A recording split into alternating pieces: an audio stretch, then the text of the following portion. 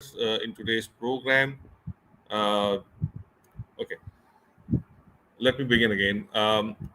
Hello and welcome to this e-talk session by TerraBiz, which is brought to you in collaboration with Euronet Pakistan.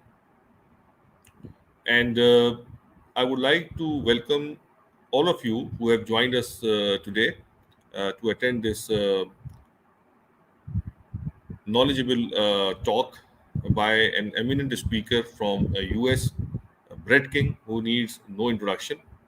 Brett is world's best-selling author, New York Times and Amazon's best-selling author of Bank 2.0, Bank 3.0, and Bank 4.0. His forthcoming book is will offer exceptional material on his new research and thoughts that is called techno socialism. It is a absolute pleasure for me to have Brett King available to us once again. Um, Brett is no stranger to Pakistani banking environment and the fintech scene.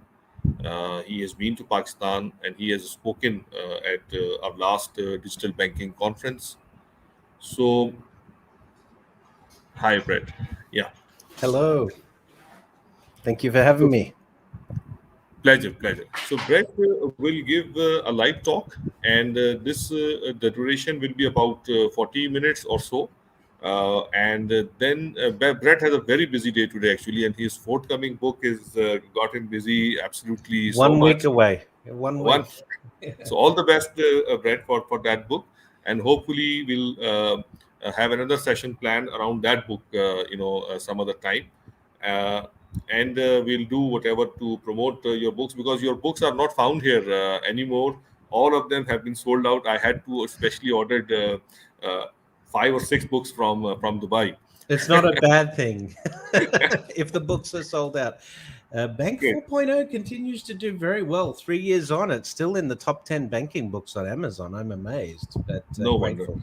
So Yeah. we have a huge fan following of yours, Brett, in Pakistan, and I'm happy to inform you that about 300 people have registered for today's talk, Excellent. Thank and you. yeah, we have some eminent bank presidents, and we have people attending from the State Bank of Pakistan, from various banks, commercial banks, microfinance banks, Islamic banks, and we have a great audience from chief digital officers, from IT heads, from IT security heads, and other.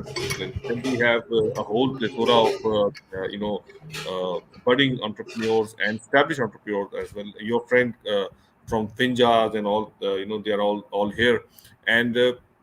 So we have a good combination of people from the fintech industry, from the payment industry, from the banking industry, and we have been ably and supported by Euronet for this program. The chief executive of Euronet will also be joining us in a while, Mr. Kashif Gaya. I welcome him and I thank him a lot. You can thanks for joining, Kashif. So Kashif is chairing the session, and the format goes like that. Brett, after the Brett live talk by Brett King, Mr. Kashif Gaya will moderate and chair a discussion with him, and he'll be asking him questions. So that will again be a lively interchange of views. And folks, your questions have reached us in large numbers. They have been read by our chairman, Mr. Kashif Gaya, and he will be picking and choosing some selected questions given the availability of time. Still, you have on your screen, if you are watching on our website, you will see a chat box. It's a Slido app, and you can post your questions, which even now during the course of the conversation, and we'll be forwarding those questions to Mr. Kashif Gaya, and it will be his discretion to select some of the questions. So Brett is a great speaker, and uh, I think our industry will love to have insights from him. So I will now take time to I will now invite Brett King to take the floor. Over to you, Brett.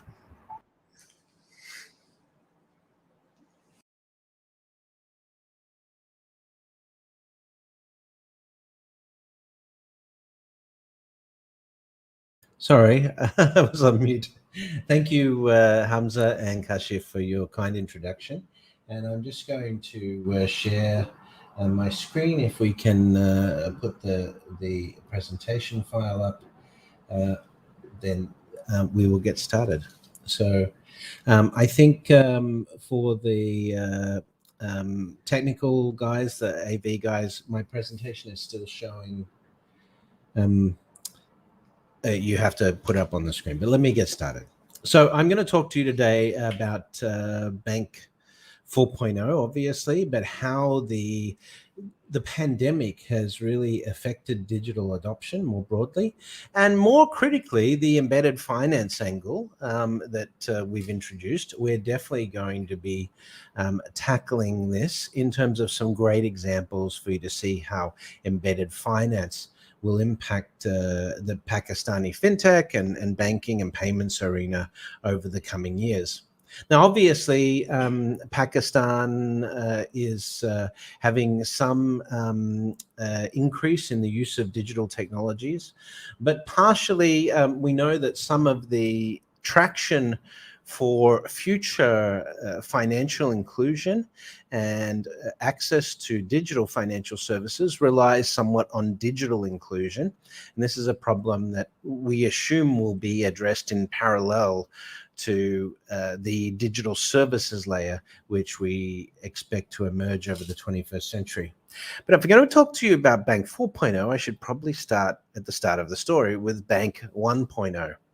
If you've read the work that I've done in the previous books on this, you'll know that Bank 1.0 is just basically the state of banking as it was coming up from the 13th and 14th century until the 20th century in terms of the basic form of banking. Primarily, the model of banking that we have today is based largely on the model created by the Italians. In fact, the word banking comes from banco, which was a bench that the Italian bankers used to sit on in the marketplaces. And this emerged into the banking system we know today. The double entry ledger system was created by the Medici Bank, the bank account, the access to credit, the way we think about currencies and foreign exchange, much of that, the branch design, all of this stems from really the Italian banking system in the 13th and 14th century that obviously matured up until the 20th century. But things really started to change with the introduction of technology. The first bank mainframe was built in 1953. It was built by Digital Equipment Corporation and Stanford Research Institute. SRI is, of course, the creators of Siri, which if you use an Apple iPhone, you're probably familiar with. But this started to change the way banking was delivered and resulted in technologies in the 1970s and 1980s that led to the first instances of banking as a service or a self-service mechanism for banking rather. Primarily this was still branch-based banking, but we extended the operation of bank hours through the use of telephone banking initially, ATM banking, and then of course internet banking in the mid-90s. This self-service capability was mainly transactional. When the internet first started to impact retail e-commerce, banks really didn't believe that internet banking would change the way of banking. And this was reinforced through regulations that made it very difficult for internet-based KYC or know your customer rules and things like that in the early days of the internet. So when the internet impacted all of these other industries, creating these massive e-commerce businesses such as Amazon that we have today, or Alibaba in China, and Facebook and others, in the banking sector, no such luck, because we basically created this regulated system that limited the impact of internet. That was at least until Bank 3.0, the emergence of the smartphone. The smartphone enabled us to think radically differently about access to core banking utility and some of the core banking products and services that we were able to do.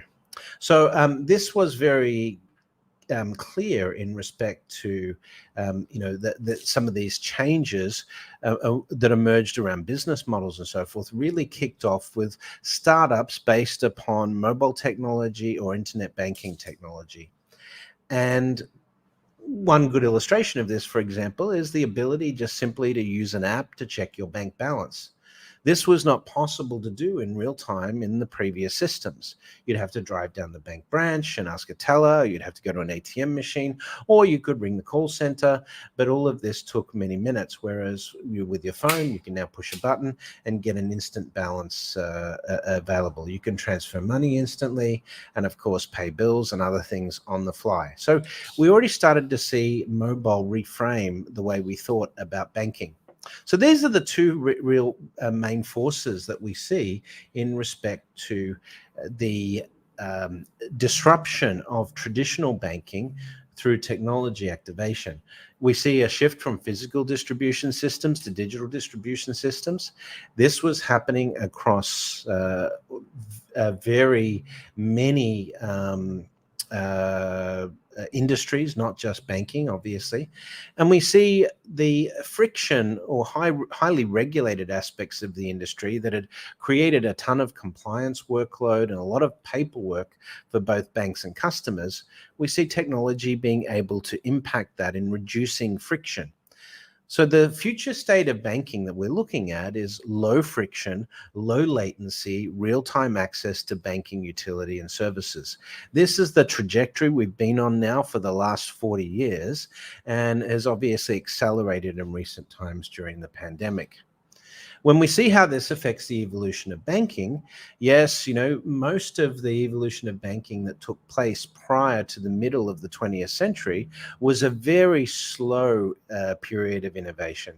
We went from informal banking systems to community-led banking in the 1400s, but it was 500 years before we had universal banks emerge, global bank brands that were connected by technologies like mainframe computers, and then, of course, omni-channel or multi-channel banking based on the internet. The next iteration or evolution of banking, though, is going to really push us away from all of those previous incarnations of banking to something that's a lot more experiential and where banking is embedded in the world around us. Ubiquitous, embedded banking. By 2025, we expect these will be the players that make up the banking ecosystem. The tech giants who own the technologies that we use for day-to-day banking, and obviously the fintechs who specialize, and of course the banks that survive this transition to digital. Now, I say that with deliberate intent. Surviving banks is exactly what we expect. We don't expect every bank to make this transition to digital. In fact, in the United States, we only expect roughly half of the banks in the United States to survive as a result of digitization and the inevitable consolidation that will come in this market.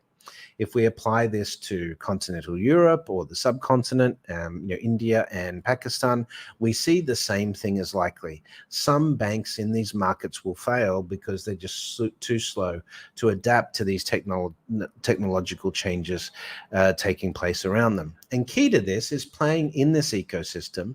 So working with tech giants and working with new fintechs and startups as part of the means to build great banking experiences for Pakistani customers as this system develops. Now, a lot of people thought that when a crisis would hit the fintech market, that a lot of these fintechs would disappear because they hadn't had the ability to be tested. But actually, the pandemic proved exactly the opposite. What we've seen during this period is the fintechs that have been able to adjust their spending and extend their runways have been able to do very well during the pandemic, raising money. In fact, in Q1, we had our highest ever funding quarter for fintech globally with $28 billion of new funding. But just a quarter later, we had 31 billion or 30 $30.8 billion of fintech funding. So these are the highest 2 quarters ever in respect to venture capital and private equity funding of the fintech sector. And as we can see, that it has grown considerably during the pandemic. Let me illustrate some of the examples of funding. Nubank is a LATAM-based challenger bank, mobile-only bank. They have no branches, and they have acquired 40 million customers in the last 5 years based on their app technology. They raised $750 million in June of 2021. This is the largest digital bank in the world that's not Chinese. This is how the West tends to classify the competitors in this space. We have Kakao in South Korea that is IPOing this month at an approximate value of somewhere around $60 billion, raising $1.3 billion off their 15 million customers.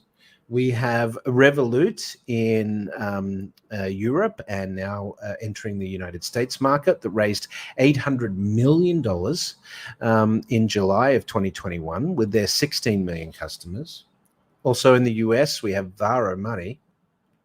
Varo was able to raise $500 million, $500 million this is, off their 5 million customers. Now, all of these banks are just a handful of years old, and yet they've accumulated millions of customers and billions of dollars of deposits in that period, and also raised a ton of money. One final example, N26. They raised $900 million, almost $1 billion, off their 7 million customers in October of 2021. That makes N26 the second largest bank in the German market by market cap, surpassing Commerzbank. Only Deutsche Bank is now ahead of them. But they've done so in a very short period of time.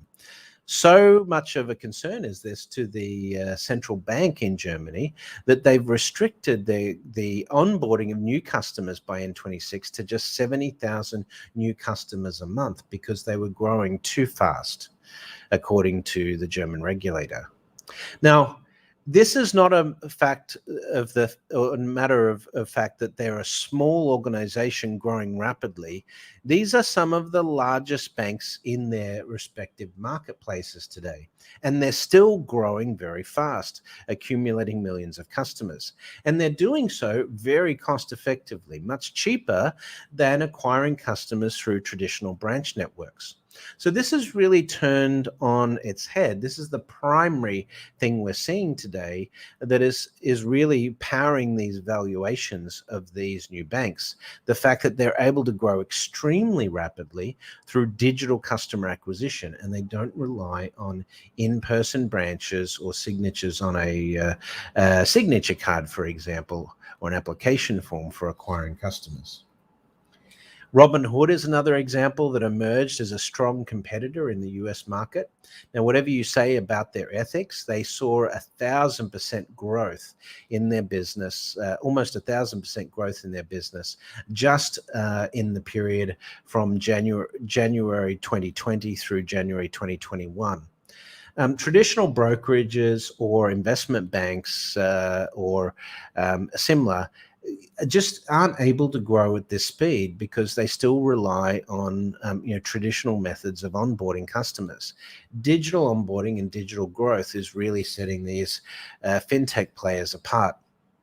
But it's not only that, it's also the business model that is shifting. So we see new experiences emerging that are really differentiated. One of those examples is Yuibao, which is a high-yield savings experience that sits on top of the Alipay mobile wallet in China. This was so successful in China, raising $300 billion of deposits, that the central bank again had to put controls on this because it was growing too rapidly. It was starting actually to disrupt the capital markets in China because of the huge growth in this investment savings pool. Now, this is the largest savings pool we've ever seen in banking. JP Morgan Chase, their US Treasury bond fund, is about half the size that Yuibao was at its peak. Now, since the central bank has put some pressure on Ant Group over recent times, Yui Bao's pool of assets has shrunk to some extent. But the reason it was successful is because Yui Bao wasn't offering a savings account in the traditional way that banks think of it. They were building a behavioral savings model, making it very easy for people to just one click in the wallet to save money. And this is what disrupted the savings or high yield savings market in China. That simple design of embedded savings built into the wallet experience. But of course, the number one challenger bank in the world is a Chinese mobile bank. WeBank was founded in 2015, and between 2015 and 2020 built 200 million customers as their customer base. That's more than twice the size of JP Morgan Chase, as that have 80 million retail customers. So this is one of the largest banks in the world by customer. And yet their acquisition cost is a fraction. JP Morgan Chase pays roughly $350 to acquire each new customer in the United States through their branch networks. WeBank, 75 cents. Not $75, not $375, 75 cents.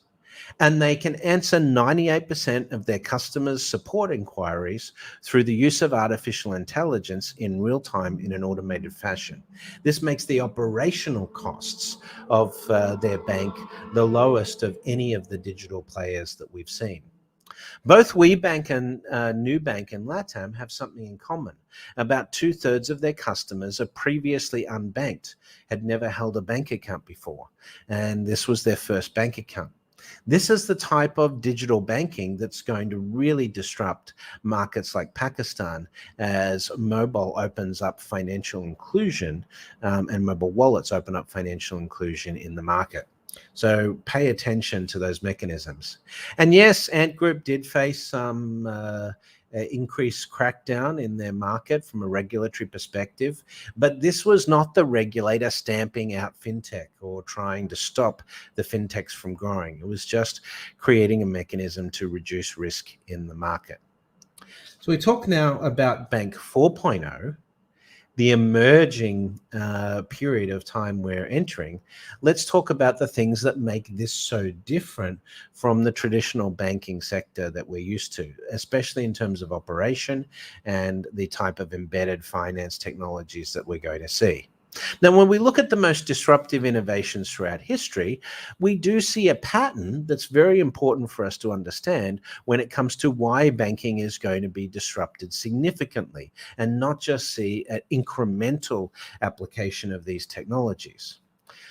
We, of course, are familiar with the combustion engine. Motor vehicles are now going through disruption of their own, with electric vehicles emerging, such as Tesla and others. But back in the early 1900s, this shot is taken of Fifth Avenue in New York City in 1903. And if you can spot, there's only one motor vehicle in all of this traffic of horse and carts on the streets of New York. It's under the word disruption and the small text. If you look down, you can see a single automobile there. But 20 years later, the combustion engine meant that every vehicle on the road, with the exception of one horse and buggy here next to the lamppost on the right, all of the vehicles are now motorized automobiles. What was the feature of combustion engines that made it so disruptive to the transportation sector? It was what we call first principles engineering. You know, the combustion engine was a first principles rethink of the way personal transportation could work around a city and elsewhere.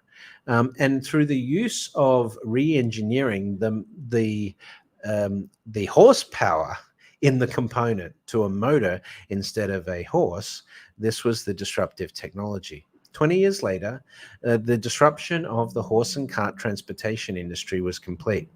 Road laws were being introduced, gas or petrol stations to provide cars with fuel. Roads were being paved because the cars were a little bit more sensitive to potholes in the road than the horses. And this infrastructure that we see emerging around motor vehicles was because of this first principles rethink of transportation. A more recent example is that of space travel.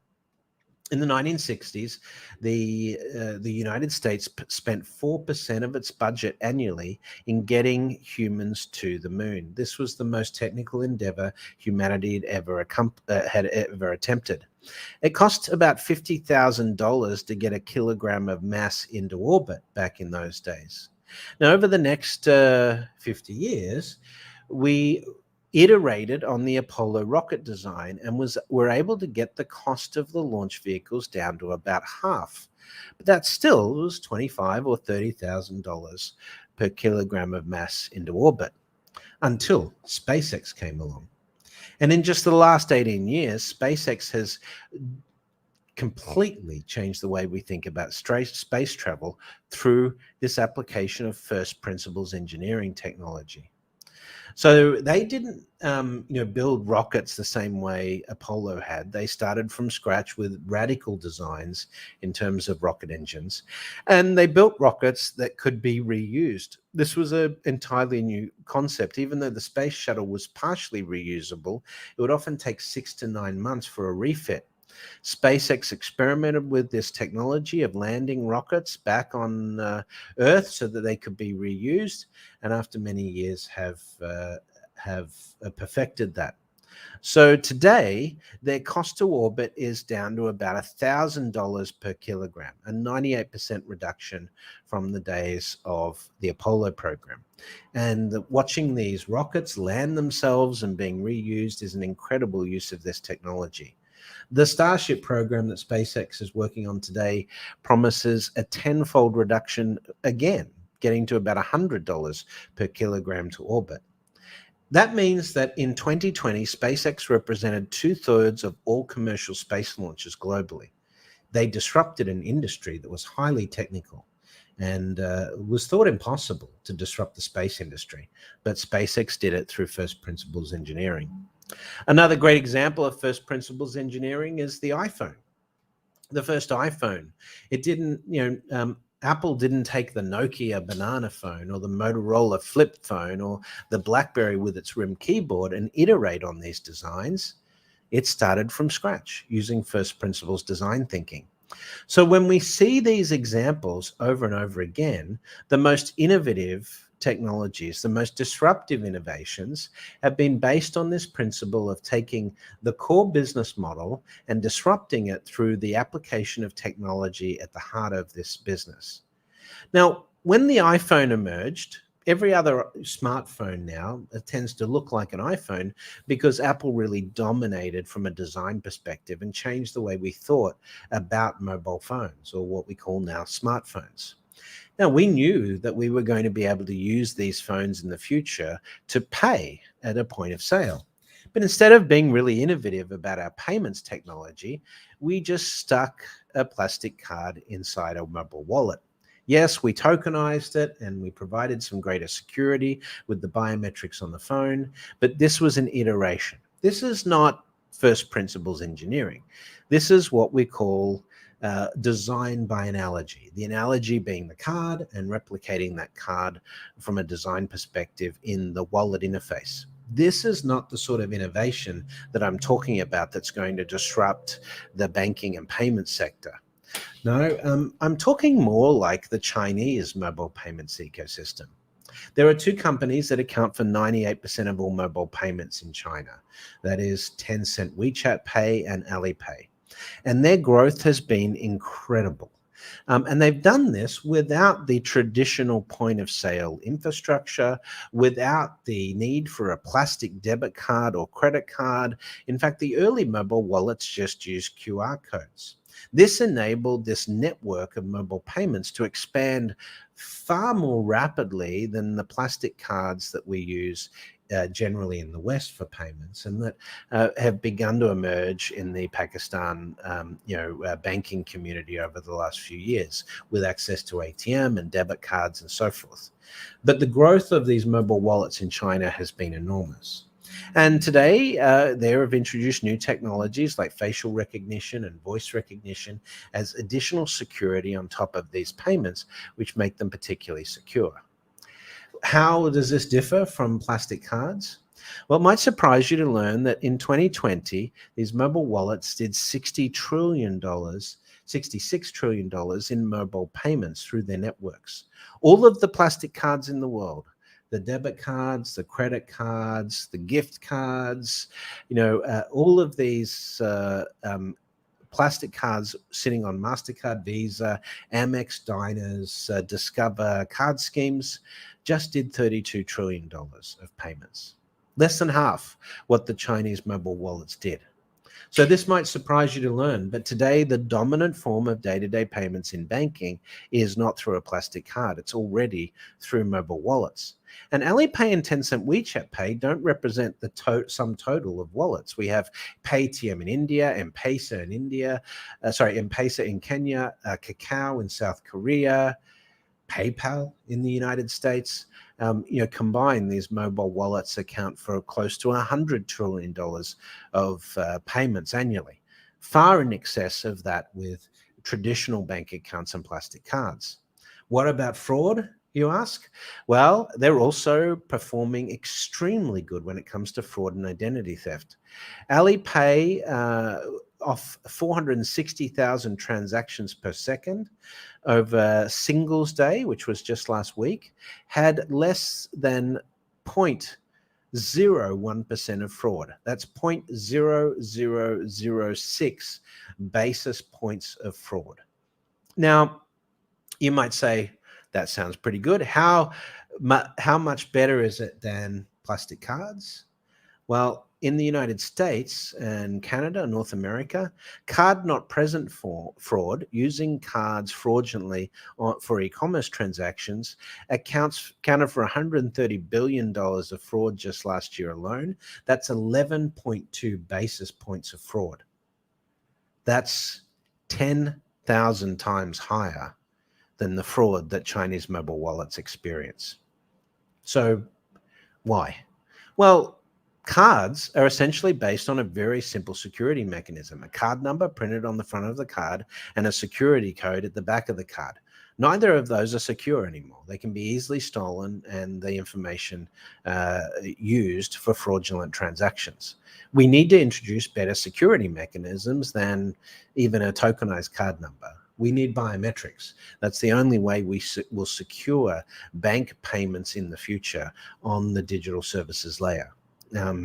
Your mother's maiden name, your date of birth, your address, if you live in the United States, your social security number. These data points are no longer securable. It's impossible to secure this data ever again. We need biometrics, heuristics. We need other more advanced security mechanisms to protect our customers moving forward. This is not the reason for people's adoption of mobile wallets over plastic cards, but it certainly will speed up the decline. Now, I say this aware of the fact that card payments around the world are increasing still. So for me to be predicting the end of plastic cards while cards are increasing in usage may seem a little crazy, but we know what's coming. We know how payments are going to change as a result of technology contextually. We see these platforms, mobile wallets and so forth, and the e-commerce platforms like Amazon and Alibaba also providing SME funding for customers as well. So this is being integrated. We see the utility of access to credit for small businesses integrated into these commerce platforms as well, supported by these mobile wallets. So we have these systems working to create this ecosystem effect that I talked about earlier in the presentation. And cash is declining. Cash use is declining in all but a very few section of markets. The only two modern economies where cash usage is flat is Germany and Japan. In the rest of the Western world, declining cash is being counted in the 1 or 2% per year. In China, because of the dominance of mobile wallets, China went from in 2014 having 98% of all retail transactions done in cash to this year, it's expected to be 35%. That's a massive reduction in the use of cash in the economy. And if you were visiting China in 2010 and you would propose to some Chinese banks that cash use would be halved in terms of transactional payments, they would have treated that with incredulity. They would have thought you were crazy. And yet it happened in 6 years. That's incredible. So there are big changes taking place. But the thing that really you need to be aware of in the Pakistani market, and indeed this is happening globally, is that we're starting to see essentially what amounts to a war between wallets and bank accounts based on this core technology.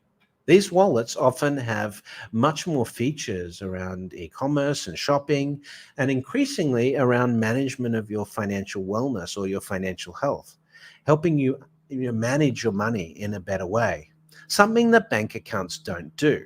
Bank accounts, despite us saying it helps people save money, bank accounts actually don't help people save money today. Budgeting doesn't help people save money. It's only about 15% of the economy in established markets where budgeting actually works. In most cases, these tools don't work. But bank accounts are essentially dumb artifacts.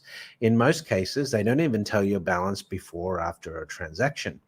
And the banking sector globally, since the introduction of credit cards, has encouraged spending as a mechanism for getting rewards, such as airline miles or cashback and so forth. So banks have been really, over the last, since the 1970s, been focused very much on people using more and more credit. And that has turned out to be damaging to most customers' financial well-being or financial health over the long term. This is where the wallets versus bank account wars are going to start, with bank accounts, or sorry, mobile wallets that help you manage your money in a more constructive way. For example, TD MySpend in Canada, which we helped TD build at Movin. This mobile wallet feature that shows your day-to-day transactions as you make them has helped customers of TD reduce their spending by 5% per month and up to 8% for people that use these tools more frequently. Now, there's some customers in TD that don't use mobile banking. And that's the comparison that we have. Those that use the mobile wallets versus those that don't, basically are spending more money each month. Just by raising awareness of how you're spending your money on dining out or taxis or whatever it may be, this changes people's behavior over time, helps them to save more money.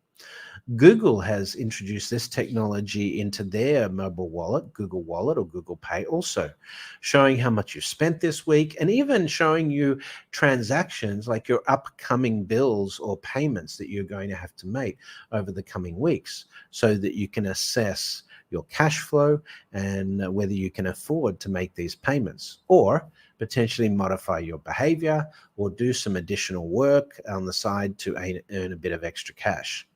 This is what's emerging in the wallet space, these smart wallets or value stores that are able to integrate financial services better into customers' lives. And this is not limited to just these markets, but we also see digital behavior clearly changing. We talked about the growth of these fintechs being based on digital customer acquisition. Well, 66% of US bank accounts opened in 2020 were opened digitally, either through the internet or mobile. So if you are a bank in the United States that relies on someone walking into your bank branch to open an account, you're already going out of business. It's just a matter of time. If you don't have 50% of your revenue provided by digital onboarding of customers by 2025 in the Pakistani market, I would suggest the same would be true of your bank. You will be shrinking. because market share is defined by those who can acquire customers, those who can build deposits and customer base. And in the space of the last few years, we've seen fintech dominate when it comes to those metrics. We have Gojek in Indonesia, recently just merged with another company, but there they acquired their own bank to create this mobile wallet capability in their super app. Of course, we have other players in the retail space like Grab, the ride sharing service in Singapore, partnering with Singtel and also doing similar partnerships in Thailand to create a digital bank that is built into Grab's super app wallet ecostructure and supported by obviously the largest telco in Singapore. Alipay also has acquired a digital banking license in Singapore and in Hong Kong. And so we're seeing their architecture grow in those markets. Paytm has now 500 million users on their mobile wallet platform in India. And, we are starting to see the likes of SimSim and Kinu and others starting to get some traction in the Pakistani market. Now, the advantage that these mobile wallets have is that they can be highly customized to local conditions. For example, you can build in Sharia compliance into a mobile wallet. You can program smart money on the blockchain with cryptocurrencies and things. There's a whole lot of things how we can make these mobile wallets smarter over the coming years that really differentiate themselves from traditional bank accounts. And it's even happening in Vietnam, in smaller markets like Vietnam and Thailand. We have Momo, which is a mobile wallet startup in Vietnam there. So we're seeing a pattern. All around the world, we're seeing the growth of these mobile wallets. They're scaling up very rapidly as a result of the fact that they can acquire customers very cheaply. And this is what's going to put them in direct competition with the day-to-day bank account. Now, that doesn't mean that people won't still come to banks for things like mortgages and things like car loans or small business loans. But access to those customers is now going to be filtered through a mobile wallet or through a fintech or through these technology plays that we see. And so this is really going to change operationally the way we think about banking. So when we look at the end of this decade, it's probably going to be clear that most people that came into the banking system in the 2020s came in through mobile wallets rather than through a bank account from a bank branch. 70% of the sub-Saharan African population that is unbanked, it would cost them an entire month's salary to physically get to one of the available bank branches in Africa. Now, there's two solutions to that. We could build a lot more bank branches, or we can give them access to mobile wallets and mobile banking through the phone. Which of those is more viable in today's environment? Certainly not building branches to get access to banking. But the bank account itself is going to morph, and this is where we move away from the traditional products that we've seen into more embedded financial experiences. We saw one example of that with SME lending on the Alibaba platform, but let me give you another example. Imagine going into a grocery store and you walk into the grocery store, you fill up your cart, you go to checkout, and your card is declined. The cashier says, "I'm very sorry, sir. Your card is declined." And so what do? You have to go looking for another card. So banks look at this opportunity and say, you need a credit card. But first principle engineers or technologists look at this entirely differently. We say, well, hang on a second. We know where you go grocery shopping. Your smartphone has just entered that grocery store. We can check that with geolocation. And we know you don't have enough money in your bank account today to support the groceries you normally buy. What about if we offer you credit as you walk in the grocery store so you've got enough cash to complete your grocery shopping? This is first principles design of credit access. It's not a credit card built into the mobile phone. This is the type of contextual experience of banking that we expect to emerge over the next few years. And we're already seeing it with things like purchasing, with buy now, pay later, where access to credit is embedded in the purchase experience. So whether you're buying a Peloton bike in New York, or whether you're buying a Tesla vehicle in a car dealership, expect that the credit will be built into the purchase price in the future. You won't have to stop buying the Tesla, or stop buying your groceries, or stop buying the Peloton bike and go to the bank and ask them for a loan. That step will be removed by embedded access to credit. So this is the sci-fi part of the talk. In 2022, we expect Facebook and Apple to release their smart glasses, which is a computerized head-up display unit. It's a computer you wear on your face.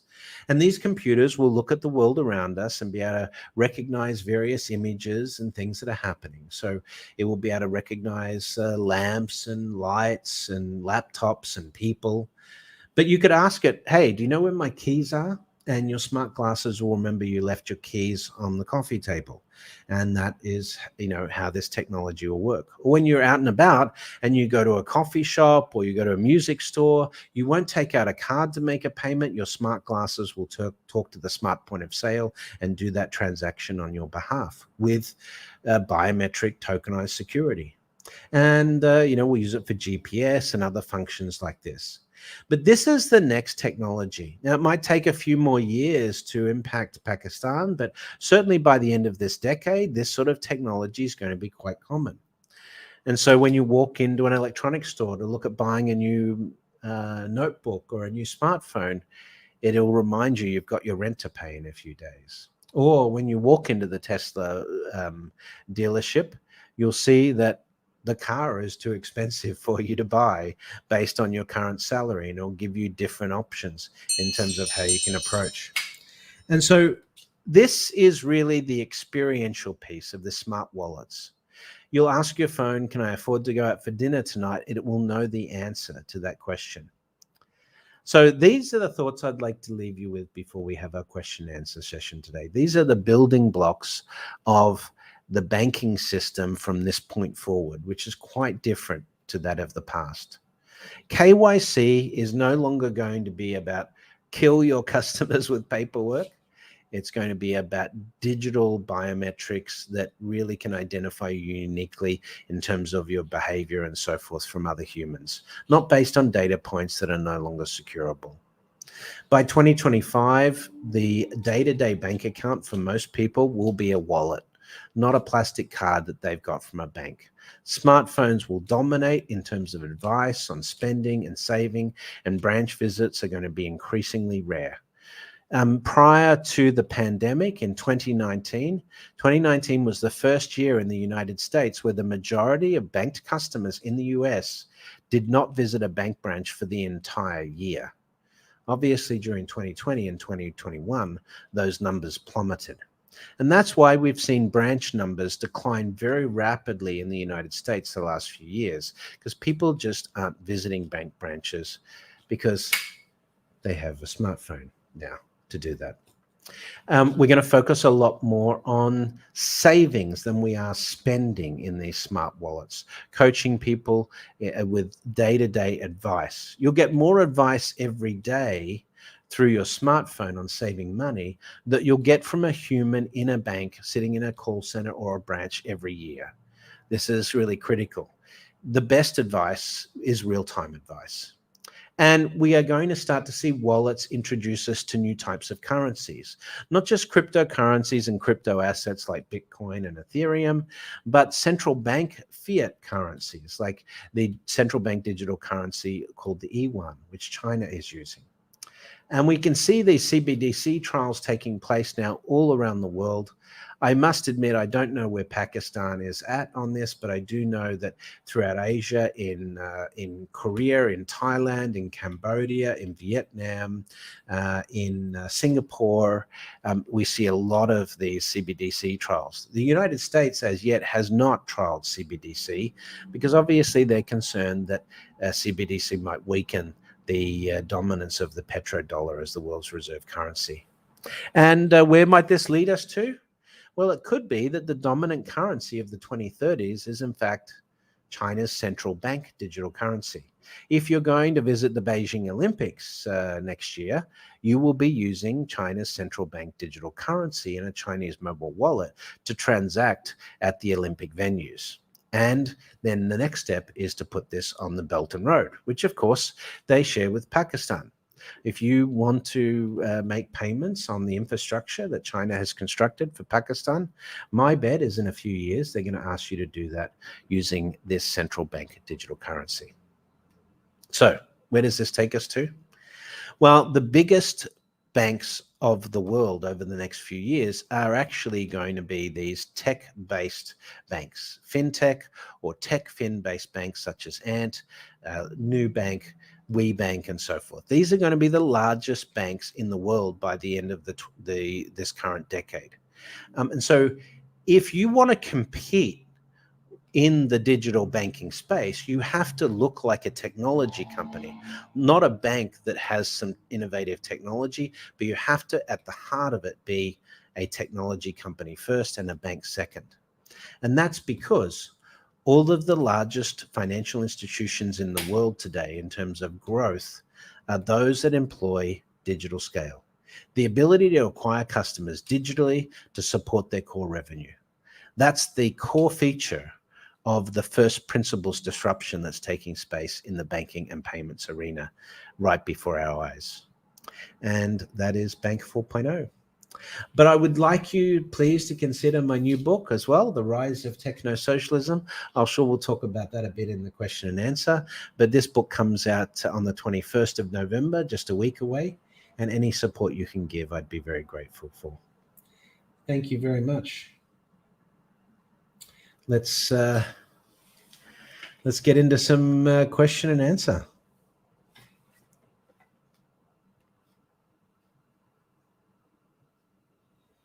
You did my trick, Hamza. You're on mute. Yes. I've just unmuted it. And my excuse is it's past midnight here. We do appreciate that, Brett. And thanks for this insightful talk. And yes, we do have a lot of questions. And our session chair, Mr. Kashif Gaya, will be asking you those. We have also crowdsourced a lot of questions from the participants as well. So thank you. So over to. And I see some of the comments coming in the chat too. So Kashif, over to you. Hi, Brett. Thanks, Hamza. Good morning, everyone. My name is Kashif Gaya, and I'm the CEO of Euronet Pakistan, which is a division of Euronet Worldwide. Basically, we offer cards, payments, and transaction processing services to banks, financial institutions, and retailers through our own data centers in over 55 countries, including Pakistan. So I will be moderating this session with Brett. We've received a lot of questions, and we shall try and ask as many questions as we possibly can in the allocated time. Welcome once again, Brett. Hi. Thank you for sharing some amazing insights. Thank you very much.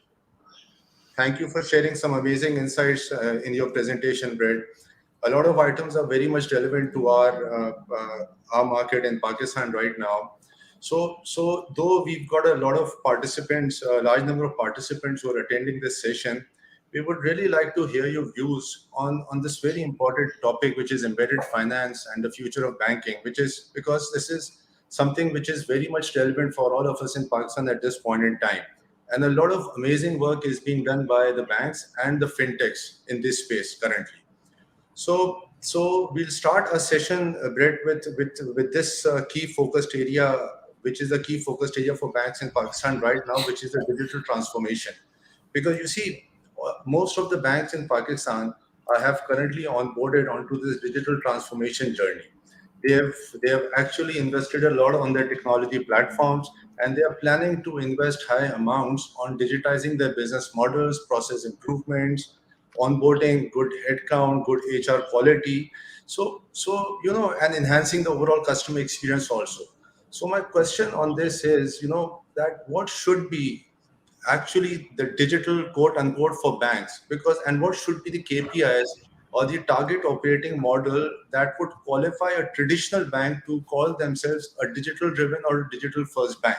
Because in any case, I honestly believe that whether they go on this digital journey or not, process automation, process improvement, reducing turnaround time, simplifying the KYCs, this must be done anyways. So, Correct. it's very important for all of us to understand what exactly is digital for banks.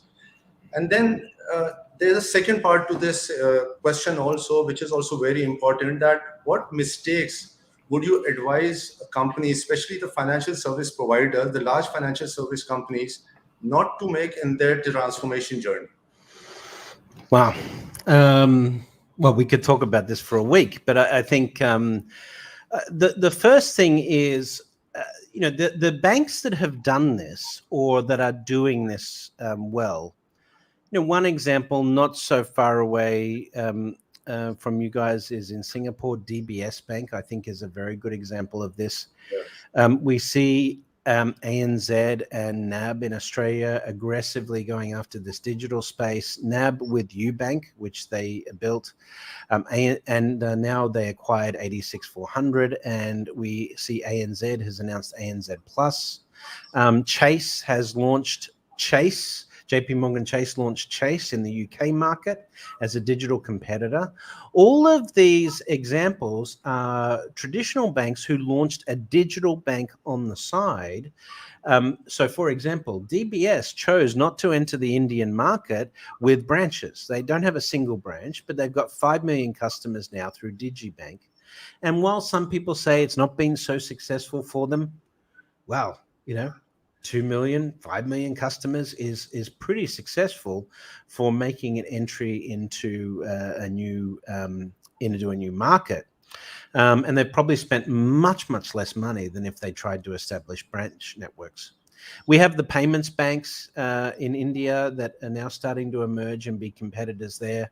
So, we've got a really interesting competitive landscape.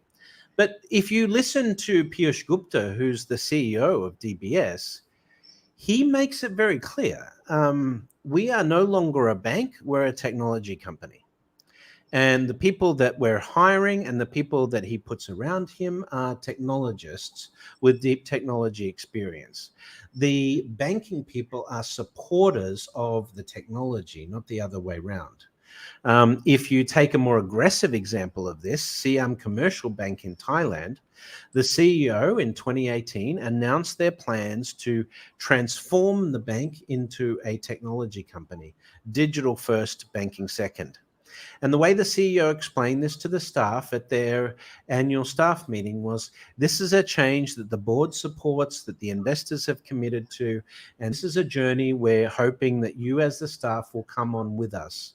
If you feel like your job is going to be replaced by technology and that scares you, don't fear, because we will retrain you and we give you the skills to stay with the bank.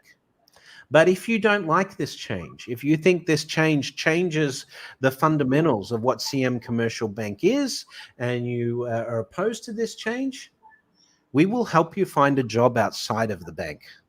That's how clear he was about their digital transformation journey.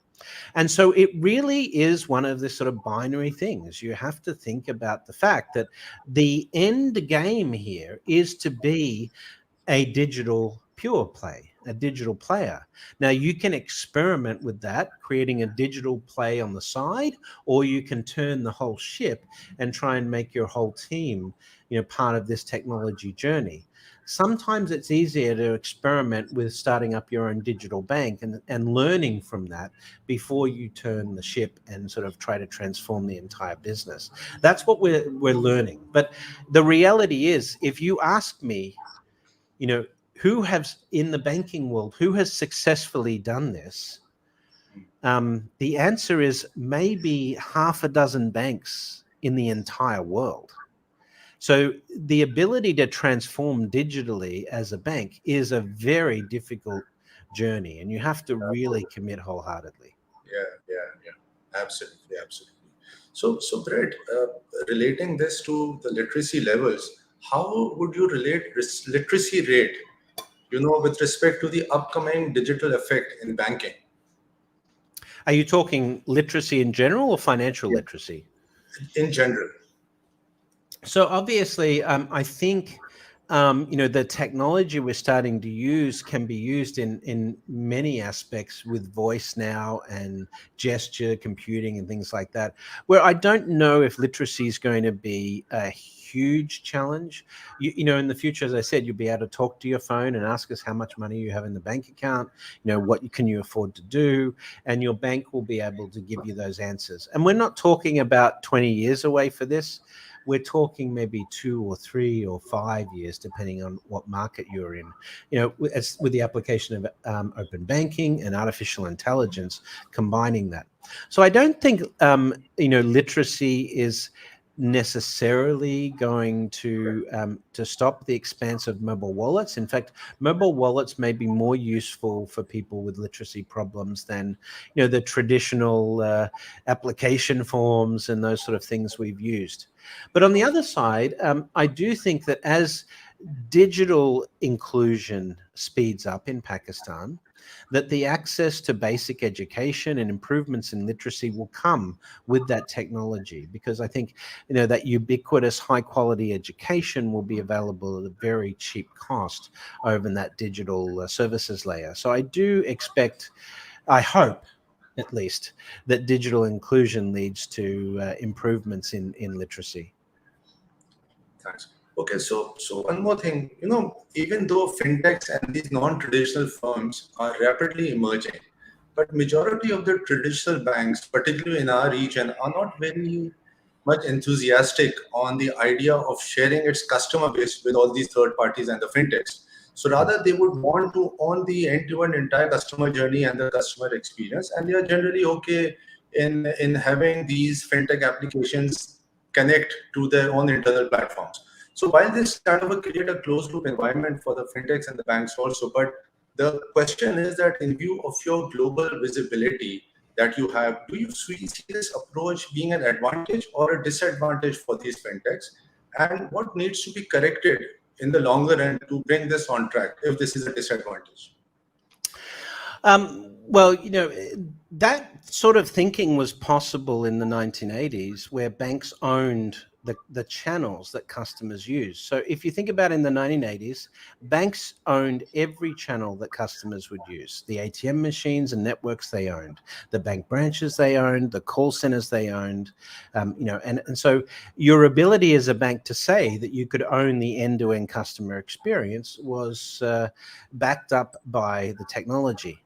But by 2025, 98% of the daily interactions with a bank will be through technology that's not owned by a bank. That is a smartphone, a computer, a smart speaker, a smart car. These are the ways embedded banking and finance will be. So you have to collaborate with this. Also, let's just think about, I'll give you an illustration, mortgage business. So let's say you want to be in the mortgage business over the next decade. Well, what's the number one piece of data you need to be good at selling mortgages in the digital era?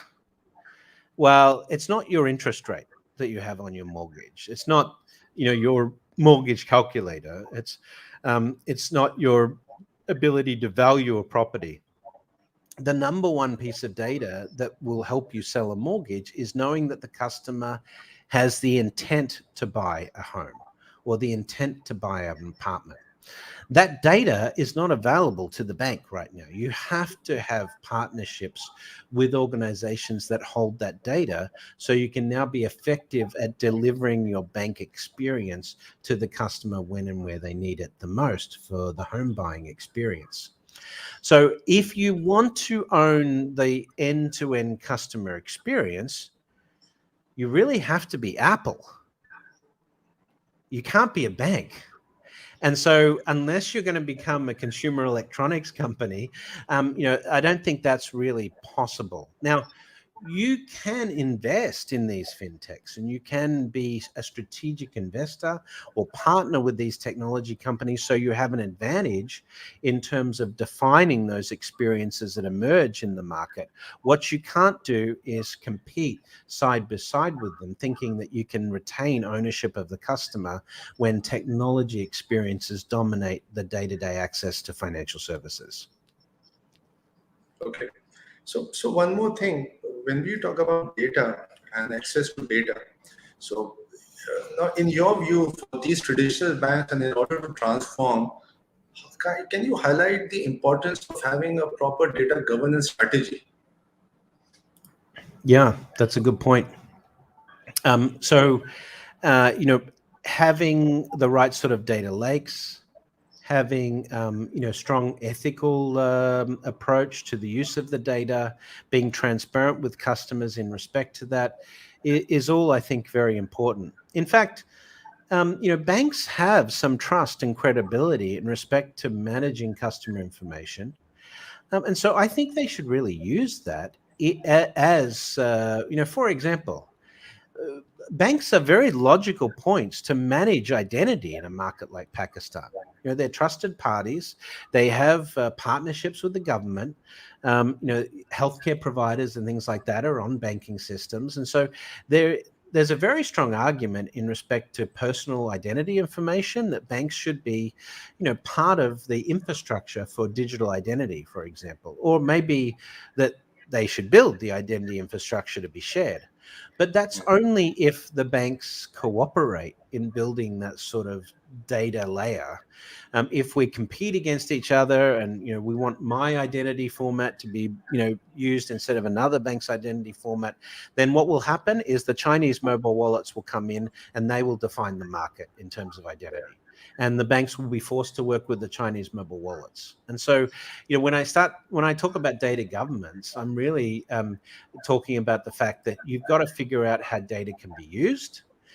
You've got to figure out what the partnerships that you need to have to be able to leverage that data, but you also need to have an approach from an ethical perspective and a data standards perspective that's transparent, so customers can see how their data is going to be protected.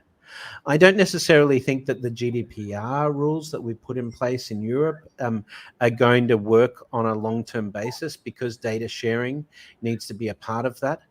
But I think we need to treat certain data as something that should be held very secure, and other data we might leverage. For example, the transactions I make, in a grocery store, and what products I buy, I should be, as a consumer, be able to sell that information to companies to get better pricing, as an example.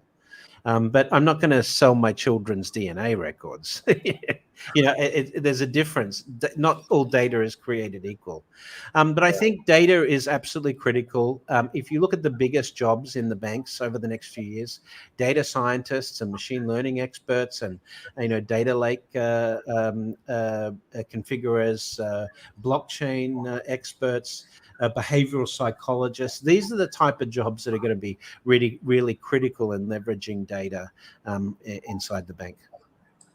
Okay, so in your view, how much do you think the impact of cryptocurrency can have an impact on the current digital banking framework for neobanks and for the traditional banks? So right now, the most important capability banks in Pakistan should be thinking about is crypto custody.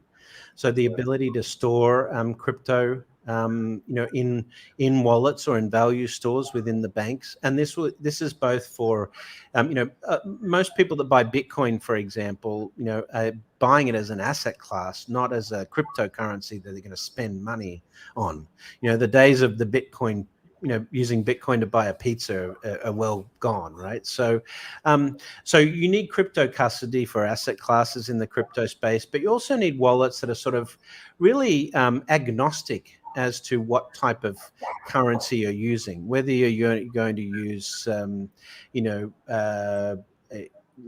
US dollars or euro or Chinese yuan or the yuan, or maybe stable coins like Tether or something like that. And so the smart wallets that emerge over the next few years will sort of be able to let you choose whatever currency you want to pay at the point of sale, and will do the exchange rates or whatever in real time in respect to that. And so these sort of multi-currency wallets include cryptocurrencies and central bank digital currencies in the future, for sure. Okay, so coming on to the topic, which is embedded finance, we believe that embedded finance continues to be a major theme in the world of fintechs, and as we have all seen, and this is of a major interest to them also. So the core business, as we've seen of these banks, which is savings, lending, payments, and investing, we really don't see this going away. So in your view, what role does embedded finance has to play in the future of the banking industry? Right. And does embedded finance pose the biggest threat to the traditional banking of these big banks? So, the big threat here is the ecosystems. These ecosystems will, essentially be able to shut out players that, that are marginalized in respect to platform. So let's take small businesses, for example, right, and embedded finance. So if you want to really make a small business operator's life easier, what sort of embedded technologies will you include around finance? Well, the obvious is the accounting system, legal costs, business establishment, those sort of things, business registration, and of course, paying tax and managing taxation. So all of this is going to be part of these sort of marketplace platforms or banking as a service platforms that we see. So whether you log into your bank and you see your accounting system behind the login, or whether you log into your accounting program and they're able to transfer money in and out of your bank account in the accounting program, it really doesn't matter. The fact is that the accounting systems and the banks are going to have to partner together for those ecosystems. But there's only so many of those types of partnerships that are possible in a market like Pakistan. So the first movers have a distinct advantage there, because by the time people's behavior has shifted to these embedded finance, embedded banking models, that's when you're really going to start to see market shift, or market shares change because of technology adoption. I saw a comment. Nadeem made a question in the comment there about, customer adoption isn't the problem here; it's the regulators. But we have not seen a single regulator anywhere in the world that is favoring incumbents over fintechs today. Really, the US is probably the closest to that. They haven't put in place a fintech charter, for example. They've moved quite slowly because they've tried to give the traditional banks more time to adapt.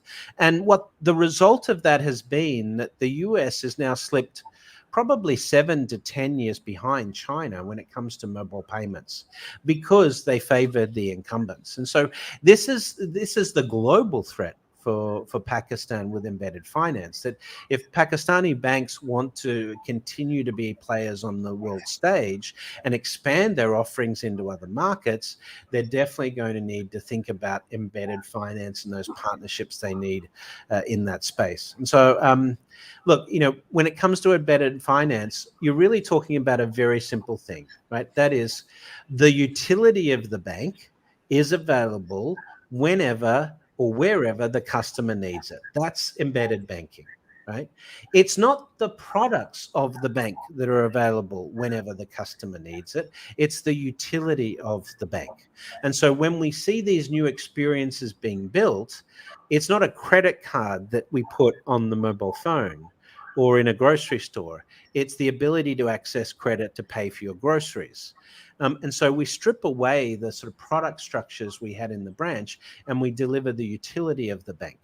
But to deliver that, you need API.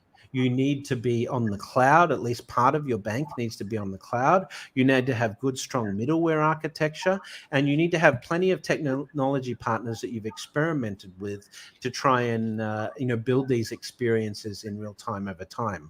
And so it's a collection of skills that enable you to be excellent as a bank in terms of providing embedded banking. But you can't do it as a bank on its own, on your own, because the very nature of embedded banking means it's embedded in the world around you, not just within the bank channels. So that's right. So can you also please elaborate on the importance of a country credit infrastructure for financial inclusion? Because very low financial inclusion ratios. So elaborate on the credit infrastructure that is needed. Well, I think there's obviously some competency required in managing credit to be able to support these fintech organizations. Some of them are getting very good at credit provisioning and credit risk management. I'll give you one example in the United States, Lending Club. It IPO'd many years ago now, I think 2012.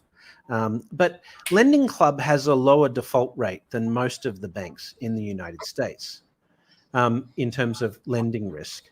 Their NPL portfolios are smaller. So when you look at that and you ask why, mostly it's down to data. Lending Club discovered fairly early, for example, that one key data point really differentiated risk from a portfolio perspective for retail customers. And that was whether they paid their mobile phone bill on time. That was the best predictor of default over all of the other financial signals that they could get. For example, we have credit scores in the United States, but whether you pay your phone bill on time is a much better predictor of default than your credit score. Yeah. So it's this type of data that is being introduced, and other things like behavioral data showing how people use their money, how they budget, whether they keep some money saved and things like that. All of these other data points are leading to some very interesting advancements in credit risk management assessment. And of course, Grameen Bank, which was founded in Bangladesh, also showed that women are a lower lending risk to men, when it comes particularly to small businesses. And so there's a whole lot of new data emerging and new credit risk models emerging that have shown real promise in the technology space. But I think certainly we're also seeing a lot of banks being the credit risk adjuster or the back-end supporter of these fintechs and technology companies. If you look at Affirm and Klarna, who do the buy now, pay later, they have a lot of institutional banks behind them providing loans and underwriting those loans. And so again, it's an opportunity for partnership for sure. Yeah. Sure. So there are a lot of questions on the security challenges also. So can you just, how do you see cyber security challenges in the new banking regime where loads of fintechs are just getting on board and they are using the bank data and customer data? Well, firstly, let's be clear. In Europe and in Russia and in Australia, in Singapore and Hong Kong, and in the United States, we have had banks challenge customers and say that the bank owns the data, not the customer. And in each instance, the legal precedents that have been set in those markets is no, the customer owns the data. And so the customer having access to that data seems like a basic right. It's your data. It's your right to get access to that. So then we do have to worry about cybersecurity for sure. But most of if you look at the biggest frauds that have taken place in the banking sector, they don't tend to be hackers that have compromised the banking system. They tend to be fraud that's taken place internally by employees. But having said that, we have the increase in ransomware attacks and things like that. But part of the success of ransomware attacks is we're still using passwords and PIN numbers and usernames, which those things can be easily compromised now. So this is why for the 21st century, when we rely so heavily on digital infrastructure, we need better ways of securing data and securing our finances and health records and things like that. So biometrics, facial recognition, fingerprint recognition, voice recognition, and then behavioral data, which we call heuristics, are all part of that. But also is the cloud. We have, seen now enough of these banks that have started in the cloud to know that cloud-based banking systems tend to be more secure than on-premise traditional banking systems because they're getting attacked all the time. And so cybersecurity is like an immune system. The more you get attacked, the stronger you build up your defenses. So this is why, it seems counterintuitive, but for many regulators, they were very concerned about cloud and the risks that might bring. But actually, we're finding that cloud-based security systems tend to be stronger. But ultimately, cloud will lead us to the use of quantum computing. And quantum computing is introducing a new type of encryption technology we call polymorphic encryption. And polymorphic encryption is going to make the cyber layer a lot more secure than it is today. And so we do, with the combination of biometrics, heuristics, and polymorphic encryption, I do believe we can solve the problem of cybersecurity on a more permanent basis. Yeah, I agree. I completely agree, Brett. Okay, Brett, one more thing. The entry of social media tools like WhatsApp payments, Facebook payments, and the entry of these messaging platforms in financial services. How do you Yes. think these would impact the current fintech ecosystems? So in technology, when we talk about network effect or network capability, we have a couple of laws that were sort of instituted back in the early days of technology. One is called Metcalfe's law, another is called Gilda's law. These are the laws by which we understand the growth of networks. Now, the advantages social media networks have in respect to payments is they have a lot of people already connected. And so there's already a natural framework in terms of networks and connections that people have between them and their relatives and their friends or themselves and businesses that find a common place. And so, if for the likes of WhatsApp, which is very popular in Pakistan, we know that this technology is a natural platform for payments in the future. We're seeing more of WhatsApp being now integrated into commercial experiences, so you can have a WhatsApp experience with your service provider. I use WhatsApp extensively. I have a home in Bangkok in Thailand. When I'm there, I use WhatsApp and Line for most of my sort of digital interactions with these companies, and we can do payments directly from both of those wallet ecosystems. So they have an advantage. But WhatsApp doesn't necessarily want to get rid of the banks. WhatsApp would much rather take money from the banks for providing access to customers. And so if you're worried about WhatsApp, I think there's equally an opportunity for collaboration there to use their rails for better access to customers. And Brett, as I said earlier at the start of the conversation, some amazing work is being done by the upcoming fintechs currently. And similarly, raising capital has been a very, very positive development in Pakistan and a good signs and a very encouraging for all the existing and the upcoming fintechs. So, in your view, and based on the visibility that you have of our market, uh, what do you think is the future of these fintechs in Pakistan? And how do you really think these fintechs can actually further support the financial inclusion agenda, which is a very important focus area for the regulator also in the market right now? Yes. Well, the challenge that Pakistani fintechs face is one of getting access to capital. Ironically, it's a very similar problem that fintechs in Australia face. Both of these markets have fairly immature venture capital markets. And for a fintech to get to the point where a US venture capital or a European private equity firm notices them to want to make an investment requires some real traction. And so, that's the challenge that the Pakistani fintechs have. They've got to run very lean. They've got to rely on angel investors, individual, wealthy patrons in the local market to get them started.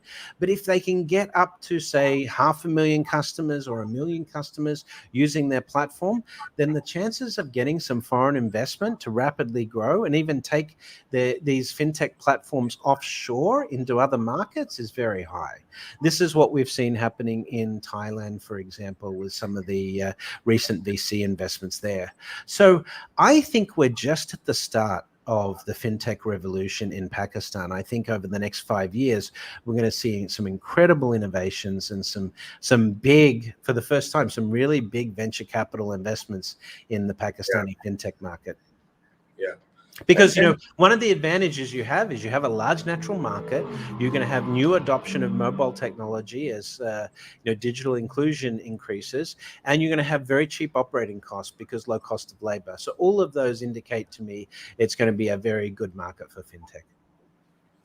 Right. So Britt, there's this old quote which has been used very widely over the last few years that banking is necessary, but banks are not.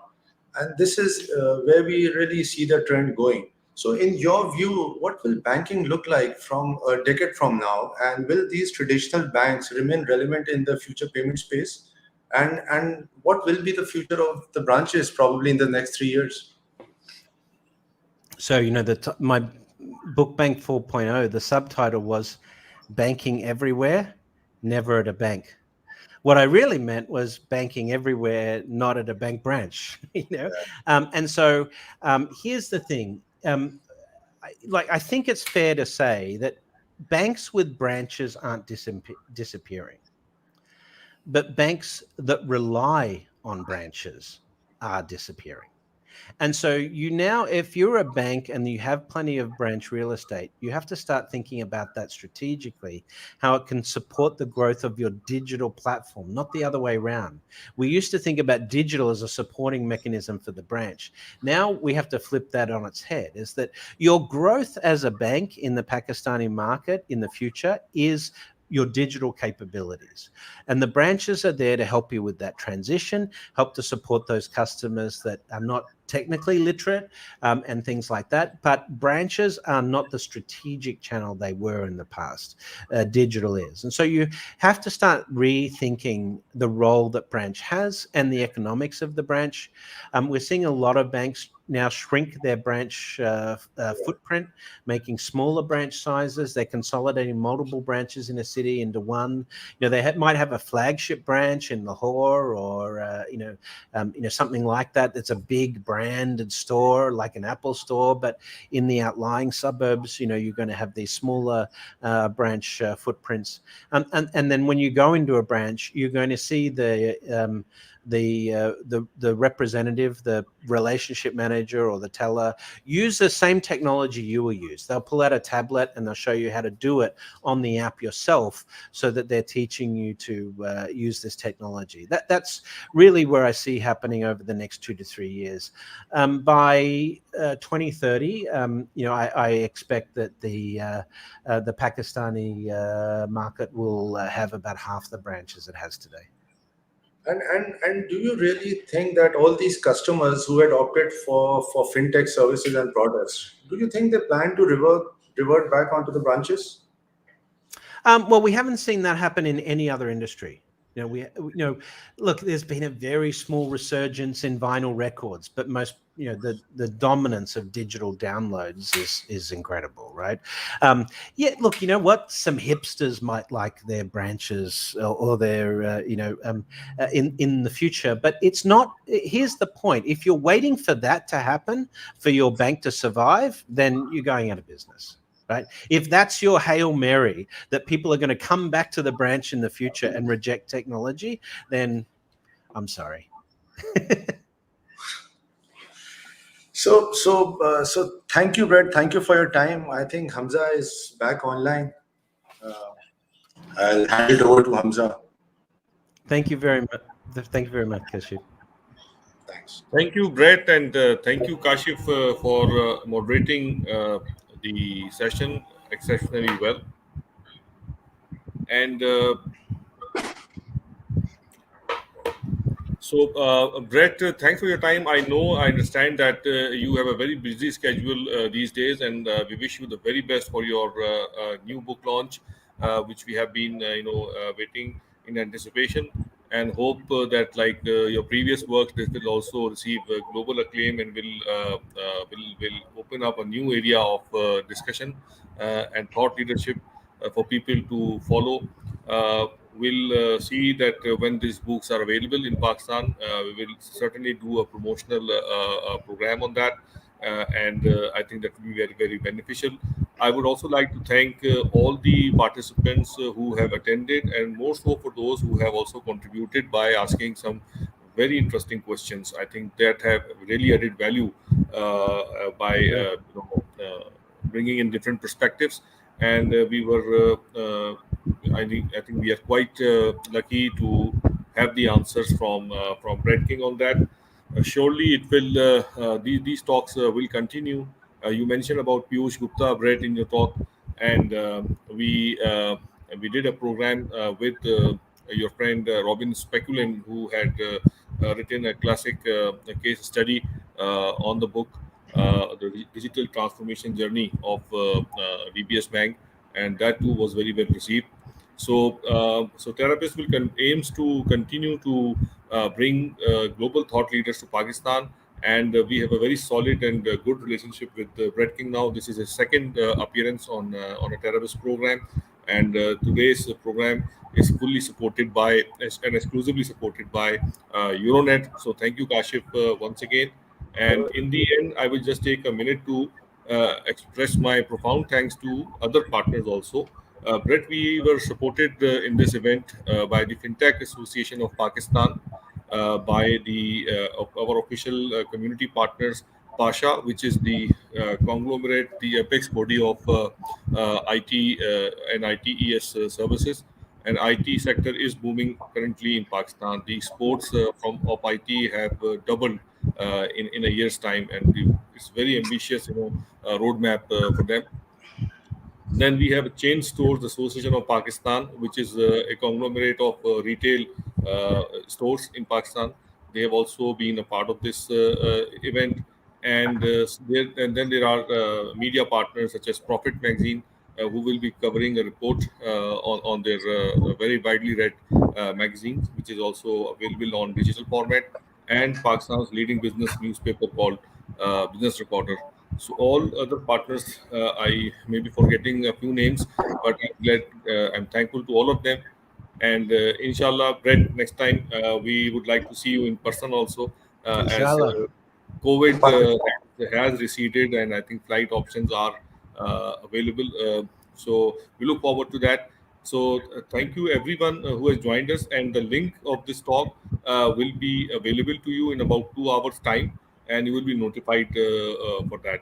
So thank you once again, Brett, Kashif, and everyone. From me, it is goodbye. Thank you. Thank you all.